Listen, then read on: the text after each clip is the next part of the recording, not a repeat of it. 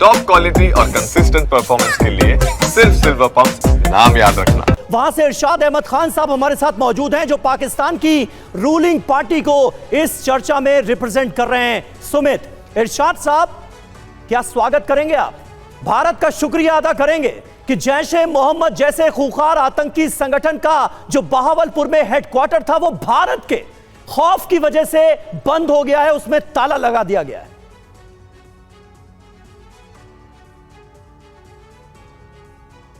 इरशाद अहमद खान साहब, आवाज मिल रही है आपको?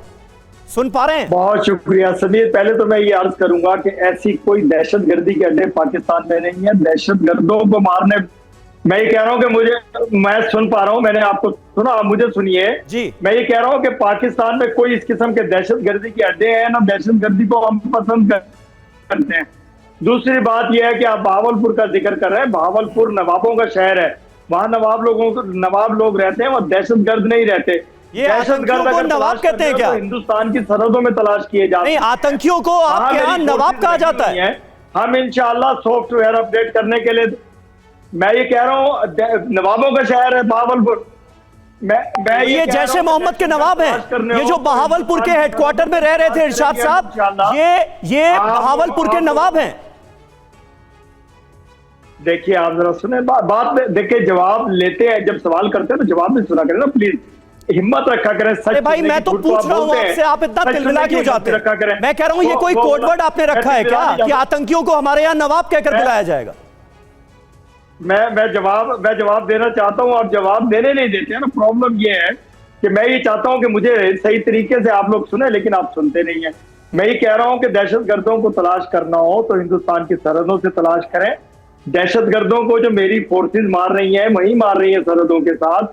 मेरे मुल्क में जो अनारकी फैला रहे थे, हम दहशतगर्दों को खत्म कर रहे हैं।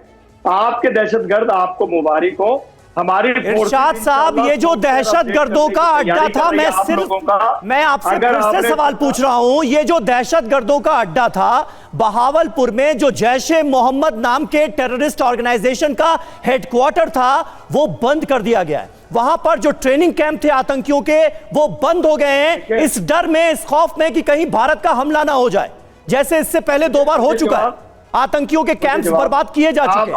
आप मुझे जवाब, आपको मैंने आपको लेकर क्या खबर है आपके पास? उंगली की ना, मैंने आपको कहा था, ये उंगली दिखाई थी और फिर मैंने कहा था हाथ करेंगे। उंगली दी ना तो हाथ करेंगे, इसका तैयारी रखिए। आप किसी भूल में, किसी गलतफहमी में पाकिस्तान के साथ शरारत ना कीजिएगा खुदारा, वरना अभिनंदन से बुरा हाल होगा।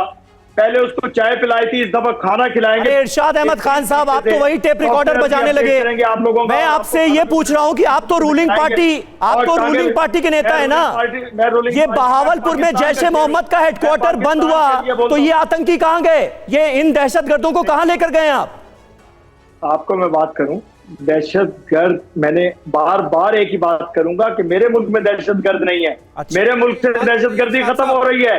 दहशतगर्द आपके तो गए होंगे मेरे ख्याल से, आपको पता है, आप इतने कॉन्फिडेंस से बता रहे हैं। अभी देखिए, एक बता दीजिए, ये 18 एकड़ का लैंड किसके लिए है? ये 18 एकड़ का लैंड जिस पर कोई सर्वेलेंस नहीं किया जाता पाकिस्तान, ये किस लिए है? आप बहावलपुर के बारे में इतनी नवाबों का चयन, निश्चित तौर पर मुझे लगता है कि आतंकियों के लिए एक नवाबगाह तो है ही पाकिस्तान, और मुझे ऐसा भी लग रहा है कि आपको ये पता है, लेकिन आप छुपा रहे हैं। और ये भी आप बताइए कि आखिरकार इस इलाके के अंदर क्यों आखिरकार सर्वेलेंस नहीं किया जाता, क्यों आखिरकार यहां पर पेट्रोलिंग नहीं की जाती? और ये इलाका वो है जिसको एयरफोर्स और आर्मी के ठीक संरक्षण में रखा गया है, ताकि कोई बड़ी एयर स्ट्राइक्स यहां पर ना हो। तो आप मुझे बताइए, बहावलपुर के बारे में आप इतना ज्ञान दे रहे हैं, इतनी सही चीजें बता रहे हैं, आपको इस इलाके के बारे में जानकारी है या नहीं? कभी गए आप बहावलपुर?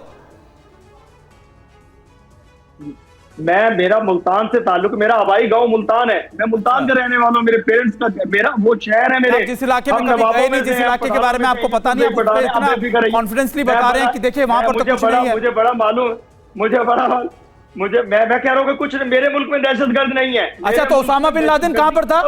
एक सेकंड, इरशाद साहब, उसामा बिन लादेन कहां पे था? आपके देश में तो नहीं होगा उसामा बिन लादेन? अमेरिका ने उसे पाकिस्तान में मारा भी नहीं होगा? बिल्कुल मैं कह रहा हूं कि ये जो कुछ आप प्रोपेगेंडा करते हैं, आपको अभी हमने नहीं मारा था, अमेरिका ने मारा था। अमेरिका भी प्रोपेगेंडा करता होगा फिर? अच्छा अभी ये जो कश्मीर में मारे हैं लोग, ये किसने मारे? आप लोगों ने नहीं मारे, आपके दहशतगर्दों ने मारे, कश्मीरियों ने खुद बताया, वहां के लोगों ने बयान दिया है कि पाकिस्तान के आतंकी है। जैसे 2000 में जिस कश्मीर का आप ऑनर रखते हैं वहां के लोग खुद सड़कों पर है आपके खिलाफ कि पाकिस्तान करवा रहा है। मैं कह रहा हूं देखिए कितने सिखों को 2000 में सिखों को मरवाया। बार बार अब अभिनंदन की बात करते रहते हैं। 1971 भूल गए, 90,000 से ज्यादा सैनिकों को हमने खाना खिलाया था, अपने पास रखा था। आपने मरवाया था 2000 में, वो किसने मरवाए थे? इल्जाम उसका भी पाकिस्तान पे था, मुंबई अटैक का भी पाकिस्तान पे। तो और कौन था? आपके आबादी बढ़ जाए पाकिस्तान पे, हम सारे काम हम ही करते हैं, आप क्या करते हैं? आप क्या लोग हैं? इरशाद साहब, दिक्कत क्या है कि ये जो पाकिस्तानी एटीट्यूड है डिनायल का, इरशाद साहब सुन लीजिए, ठीक है आपकी बात सुन ली हमने। ये जो डिनायल एटीट्यूड है, हमने ओसामा बिन लादेन पे पूछा, आपने वो सवाल गोल कर दिया। कसाब आपके यहाँ का नहीं था, उसके घर वाले टीवी पे आके बोलते हमारे यहाँ का था। ऐसे न जाने कितनी लिस्ट है। और करगिल तो सबसे बड़ा एग्जाम्पल है, जब आप अपने सैनिकों की लाशें नहीं ले गए जनाब, उसको तक डिनाई कर दिया, जो यहां पहाड़ियों पर पड़ी रही। तो ये जो डिनायल मोड है, इससे निकलिए, नहीं तो आपका देश जो है इसी जहर में डूब के मर जाएगा। जो टेररिज्म जिसकी आप बात कर रहे हैं ना, जिससे हम डील कर रहे हैं, वो आपके यहां की बोई हुई फसल है जो आसपास के तमाम देशों में जा रही है। प्लीज जागिए, प्लीज आंखें खोलिए। ये वक्त इसका नहीं है, ये वक्त थोड़ा देखने का भी है कि अपने मुल्क को आप कहां लेके जा रहे हैं।